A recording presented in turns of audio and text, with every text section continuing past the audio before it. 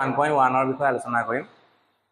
প্ৰথম কোৱেশ্চনটো দিছে determine whether each of the following relations are reflexive, symmetric and transitive.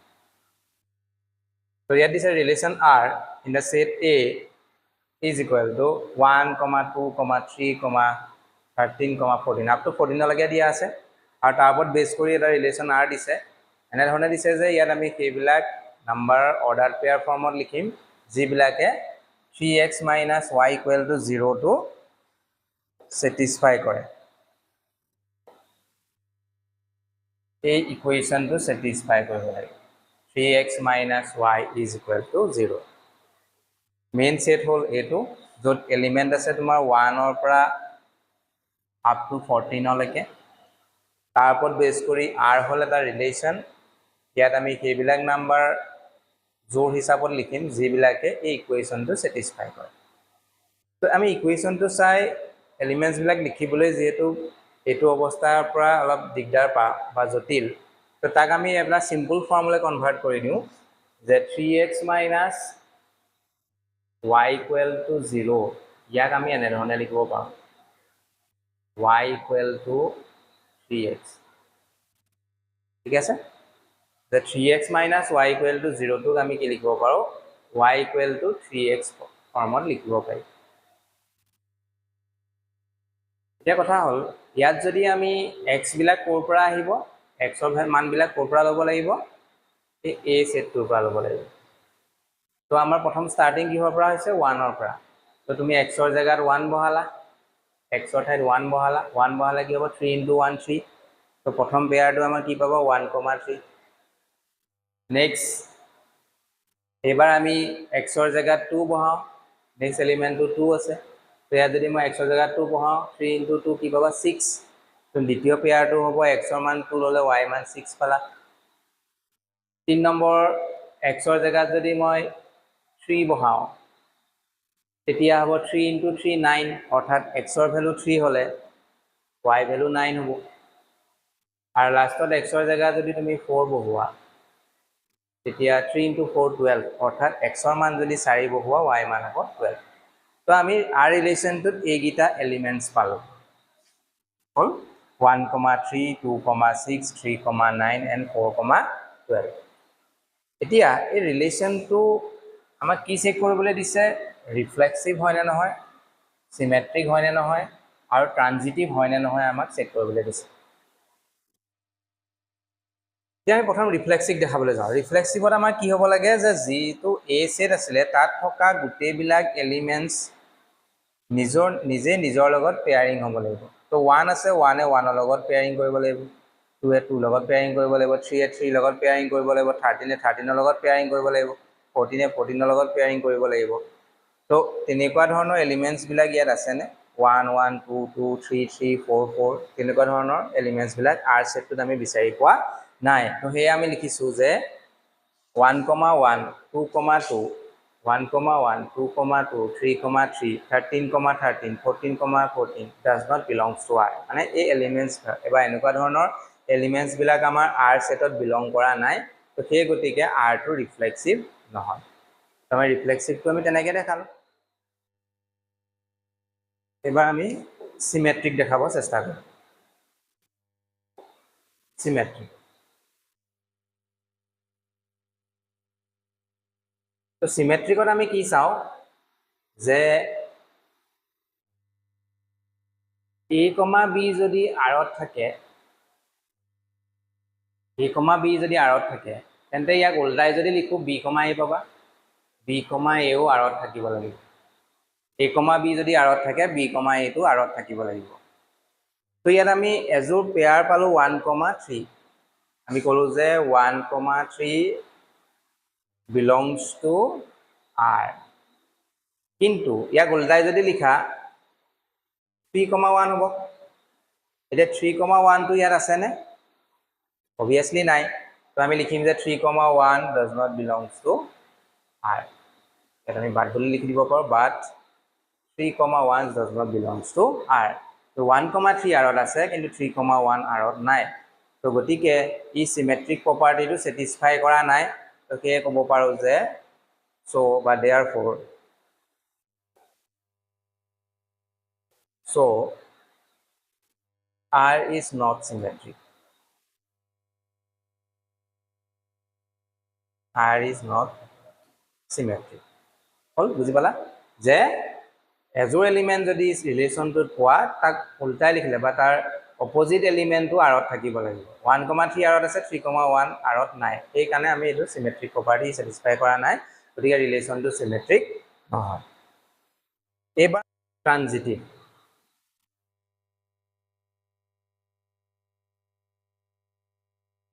তো ট্ৰানজিটিভত আমাৰ কি স্যাটিসফাই কৰিব লাগে যে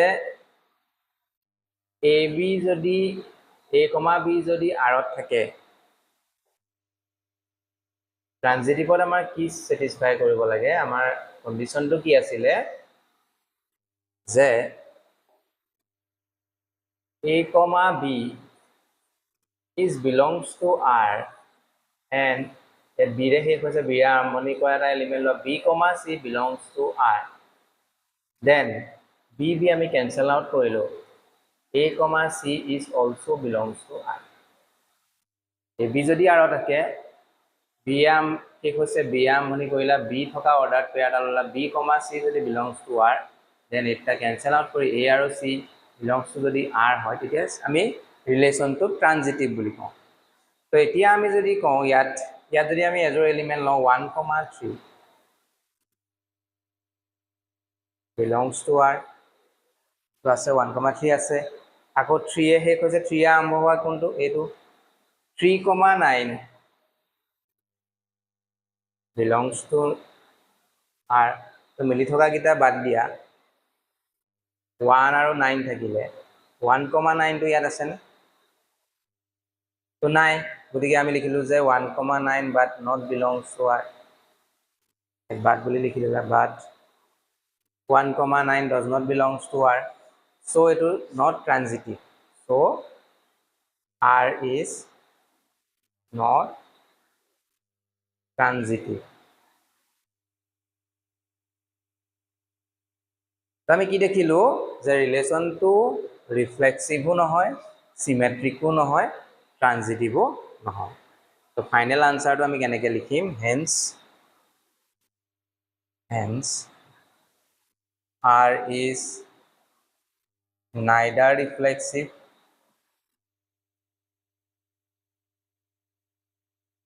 reflexive nor symmetric nor transitive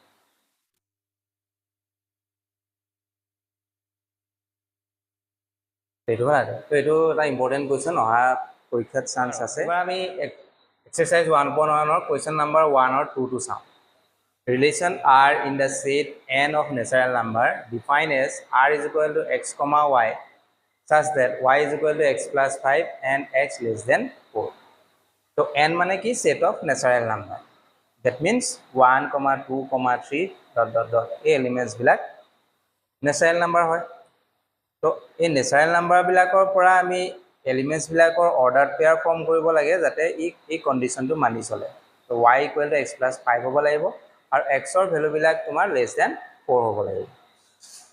গতিকে আমি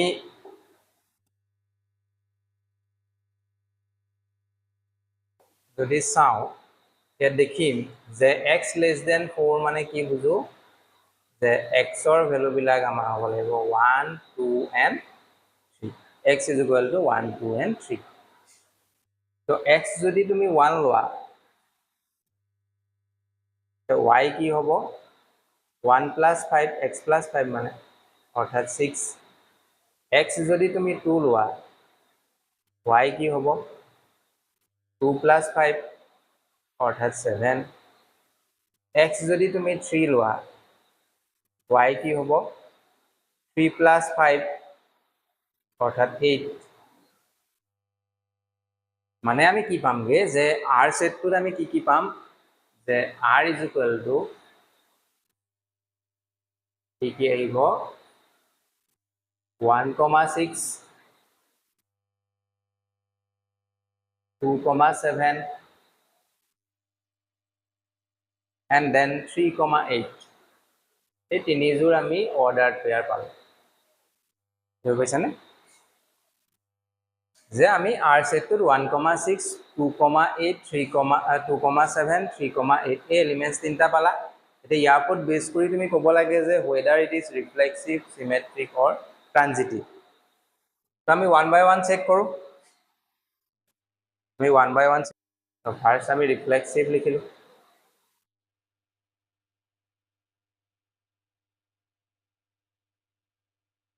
ৰিফ্লেক্সিভত আমাৰ কি হ'ব লাগে যেটো অৰিজিনাল সেট অৰ্থাৎ n ইয়াৰ যিবিলাক এলিমেন্টস আছে সেইবিলাকে নিজে নিজৰ লগত পেয়াৰিং কৰাব লাগে অৰ্থাৎ 1 1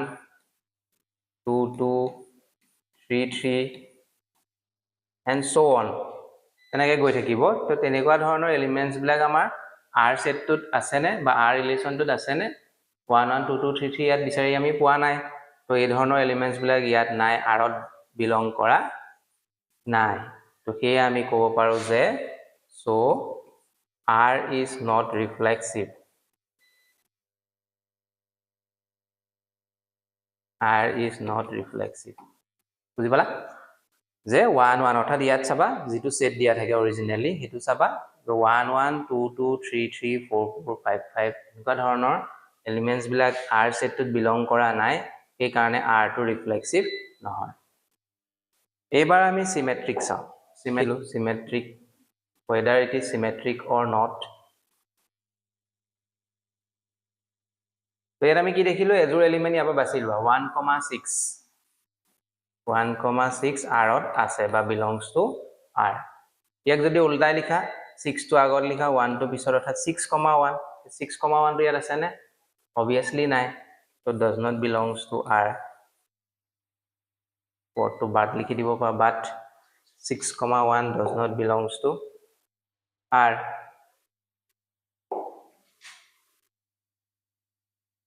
but 6,1 does not belongs to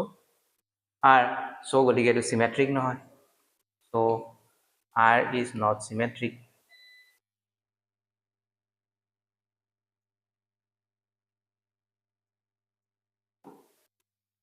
ধৰি পাইছানে যে 1,6 in R but 6,1 is not in R 1,6 আছে 6,1 টো ইয়াত নাই তো সেই কাৰণে এটো symmetric নহয় not symmetric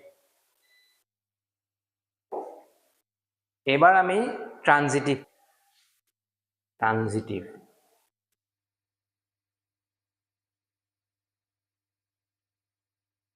তো আমি দেখিলো যে ট্ৰানজিটিভত আমাৰ কি হ'ব লাগে যে AB যদি R ত থাকে BC যদি R ত থাকে দেন AC টো R ত থাকিব লাগিব এটো কন্ডিশন আছিল যদি এই কন্ডিশনটো আমি ইয়াত ভেৰিফাই কৰাব পাৰো তেতিয়া ট্ৰানজিটিভ হ'ব যদি ভেৰিফাই নহয় তেতিয়া ট্ৰানজিটিভ নহয় কিন্তু ইয়াত এটা আমি হিনাখন আগৰ ভিডিওটোত আমি কৈছিলো যে ইয়াত যদি আমাৰ এলিমেন্টস বিলাকক কম্পেয়াৰ কৰিবলৈ যদি কোনো আন এটা এলিমেন্টস বিচাৰি নাপাও ধৰি লও তুমি 1,6 এ লৈছা কিন্তু 6 সে স্টাৰ্টিং হোৱা কোনো এলিমেন্টস ইয়াত বিচাৰি পোৱা নাই তেনেকে 2,7 লৈছা 7 এ স্টাৰ্টিং হোৱা কোনো এলিমেন্টস ইয়াত নাই মানে আমি কম্পেয়াৰ কৰিব পৰা নাই 3,8 লৈছা 8, something is not belongs to R তো আমি কম্পেৰিজন টো যদি কৰিব নোৱাৰো অপচন টো যদি আমাৰ নাথাকে তেতিয়াও হি ট্ৰানজিটিভ হয় যে আমি লিখিলো যে there is no elements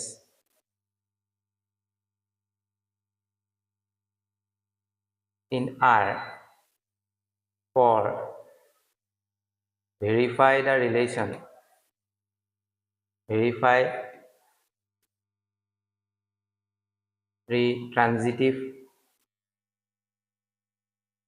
verify the transitive condition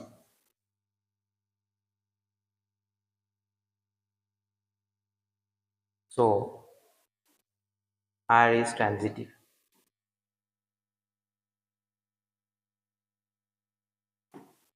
so R is transitive যে আমি যদি এলিমেন্টস বিলাকৰ কাৰণে আমি ট্ৰানজিটিভিটি ভেৰিফাই কৰিবলৈ কোনো এলিমেন্টস নাপাও তেতিয়াও হি ট্ৰানজিটিভ হ'ব গতিকে আমি কি দেখিলো যে ৰিলেশন R টো কি হল it is not reflexive not symmetric and not transitive তো ফাইনেলি আমি লিখি দিম hence R is neither reflexive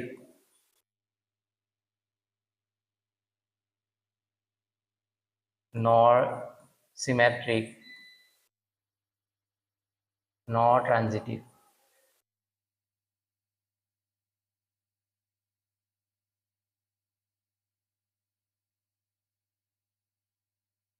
Oh, sorry. No, it is transitive.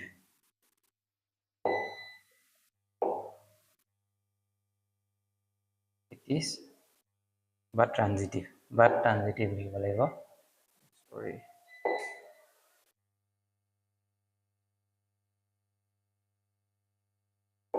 But transitive মানে reflexive বা symmetric নহয় কিন্তু transitive হয়. তো এইটো নোট কৰি লোৱা.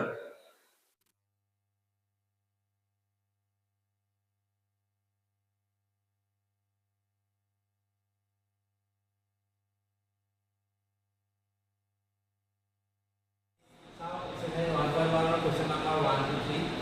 1 or 3 to relation R in the set A is equal to 1, 2, 3, 4, 5, 6 as R is equal to x, y, y is divisible by x.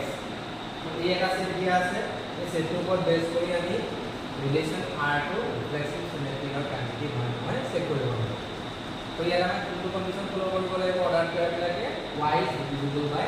x. Y माने हो सेकंड एलिमेंट को ऑर्डर क्या है? और x माने हो फर्स्ट एलिमेंट माने second element जो है सेकंड एलिमेंट फर्स्ट एलिमेंट में काउंट होगा डिवाइड करेंगे ये हमें ये सेट के ऊपर एलिमेंट्स का लॉ r और हमें लिखी ए से तो ए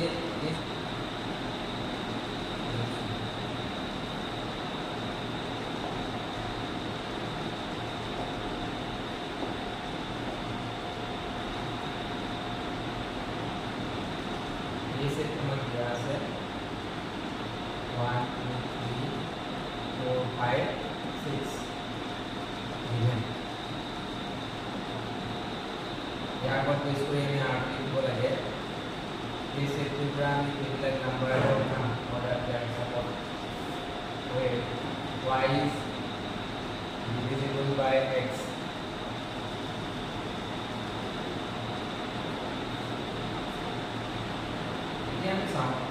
फर्स्ट हम टारगेट करेंगे 1 एलिमेंट हम टारगेट करेंगे 1 है काका डिवाइड करो भाई फर्स्ट से सेकंड में डिवाइड करो भाई कंडीशन तो 1 है हम काका डिवाइड करो 1 है 1 डिवाइड करो 1 है 2 डिवाइड करो 1 है 3 डिवाइड करो 1 है 4 डिवाइड करो 1 है 5 डिवाइड करो and then 1 and 6 of the divide करें तो 1 1 1 2 1 3 1 4 1 5 1 6 ये दूसरे कितना है नेक्स्ट अभी टारगेट को 2 टारगेट 2 एक आकर डिवाइड करेंगे 2 इसके डिवाइड करेंगे 2 2 then 2 4 of divide करेंगे then 2 6 of এবার আমরা আগে 3 দেব 3 এ কাটটা ডিভাইড করব নিজকে ডিভাইড করব 3 and 3 তারপর আপনাদের 4 4 এ কাটটা ডিভাইড করব 4 এ 4 ডিভাইড করব 5 এ 5 ডিভাইড করব and then 6 এ 6 ডিভাইড করব তো আর রিলেশন যদি আমি এইখিনি এলিমেন্টস বা অর্ডার পেয়ার পাবো यार पर बेस करी আমি रिलेशन टू रिफ्लेक्सिव सिमेट्रिक और ट्रांजिटिव होने नय ओपर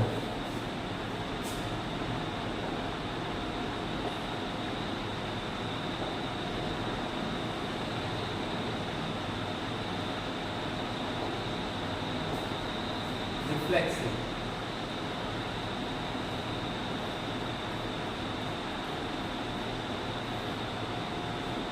रिफ्लेक्सिव होबला वाला की साम আমি ए सेट को साम रिफ्लेक्सिव होबला वाला कोई ए सेट को साम ए सेट को एलिमेंट्स मिला 1 আছে 1 এ 1 লগত পেয়াৰ কৰিব লাগিব 2 এ 2 লগত পেয়াৰ কৰিব লাগিব 3 এ 3 লগত পেয়াৰ কৰিব লাগিব 4 এ 4 লগত পেয়াৰিং কৰিব লাগিব 5 এ 5 লগত পেয়াৰিং কৰিব লাগিব 6 এ 6 লগত পেয়াৰিং কৰিব লাগিব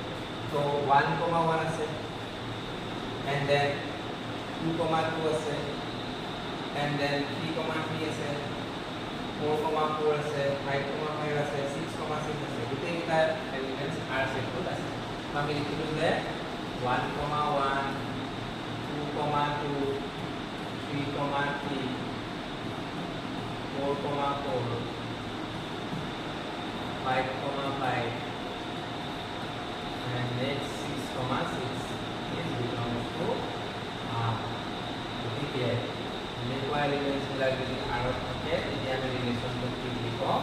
ৰিফ্লেক্সিভ বুলি কওঁ so R is reflexive clear হ'ল 1, 1 2, 2 3, 3 4, 4 5, 5 6, 6 মানে নিজে নিজৰ লগত পেয়াৰিং কৰাব লাগে তো তেনেকুৱা এলিমেণ্টছবিলাক আমাৰ আৰত আছে চ' আৰটো ৰিফ্লেক্সিভ হয় এইবাৰ আমি চাওঁ চিমেট্ৰিক হয়নে নহয়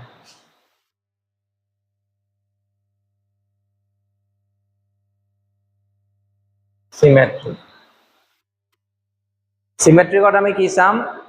এলিমেণ্টছবিলাক যদি আমি লওঁ ধৰি লোৱা এটা কথা আমি এনেধৰণেও ক'ব পাৰোঁ যে এটা নাম্বাৰে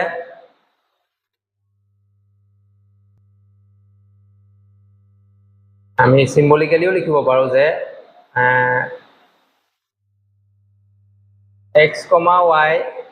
belongs to R x, y belongs to R ইয়াৰ অৰ্থটো কি x, y টো আৰত থাকিবলৈ হ'লে কি হ'ব লাগিব y is divisible by x এতিয়া y যদি x এ ডিভাইড কৰে x টো y এ ডিভাইড কৰিবনে obviously not so x is not divisible by y আমি এক্সাম্পলৰ সহায়তো ক'ব পাৰোঁ সাপোজ তুমি এক্সাম্পল যদি লোৱা এনেকৈ ক'বা 1, 2 belongs to R but ইয়াক যদি উল্টা কৰি দিয়া 2, 1 ইয়াৰ opposite element 2, 1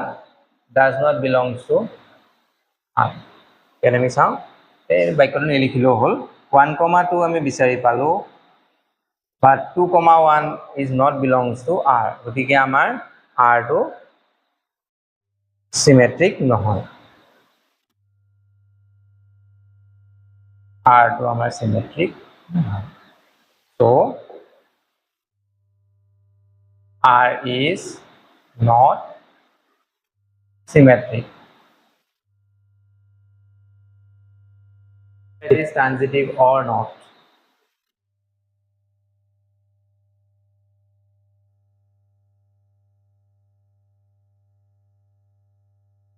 whether it is transitive or not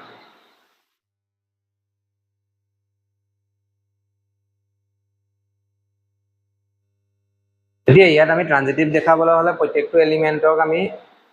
verify কৰি লিখি থাকিলেতো আমাৰ বৰ বৰিং কাম হ'ব তো আমি সিম্বলিক্যালি ক'ম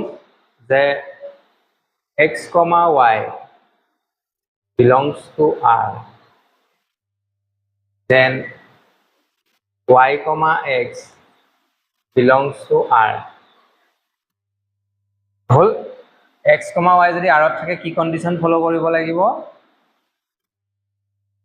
y is divisible by x আৰু y, z হ'ব sorry y, z এইটো y, z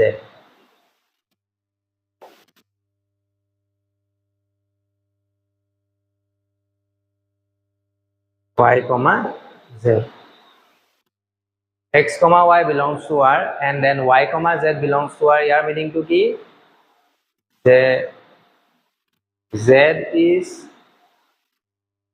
divisible by z is divisible by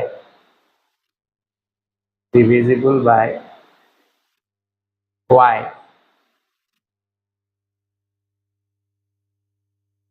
y টুক x এৰে বিভাজ্য,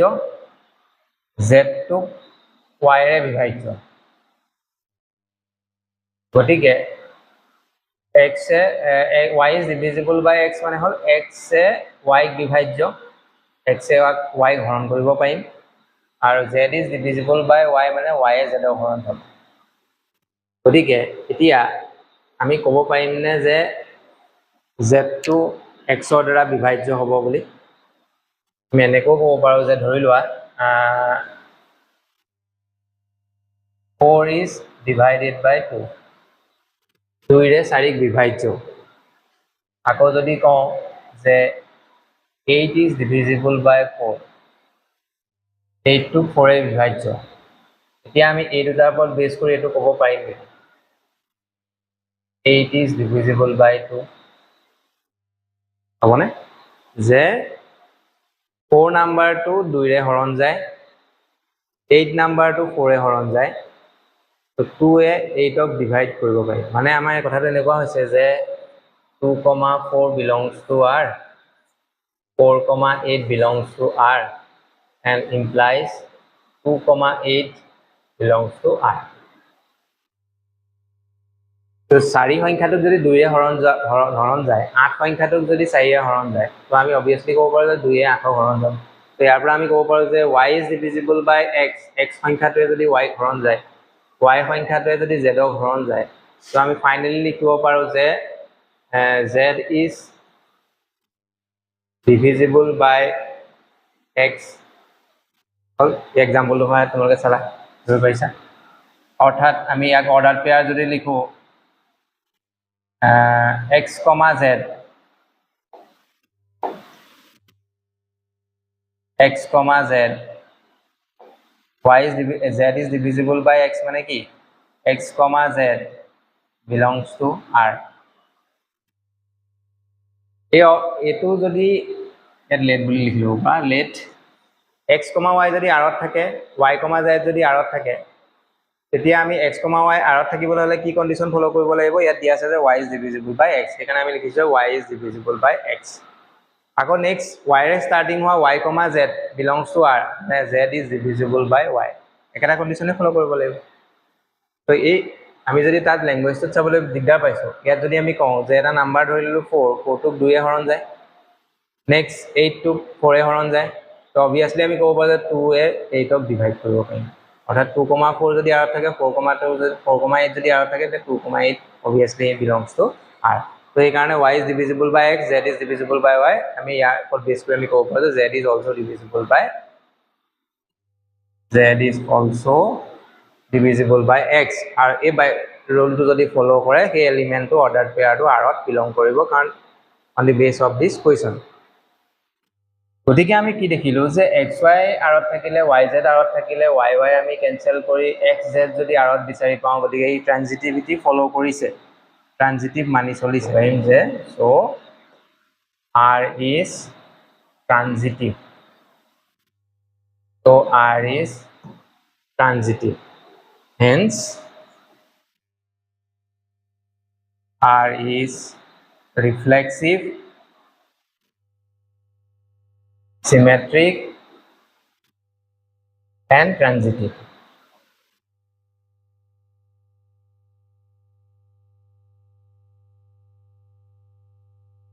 Reflexive,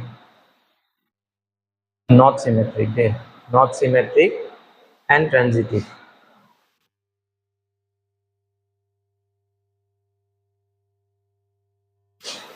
এই রিফ্লেক্সিভ হয় মানি চলিলে,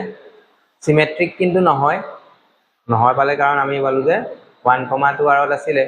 কিন্তু 2,1 does not belong to R, কিন্তু ই ট্ৰানজিটিভ হ'ব কাৰণ এই ৰুলটো ফলো কৰিছে।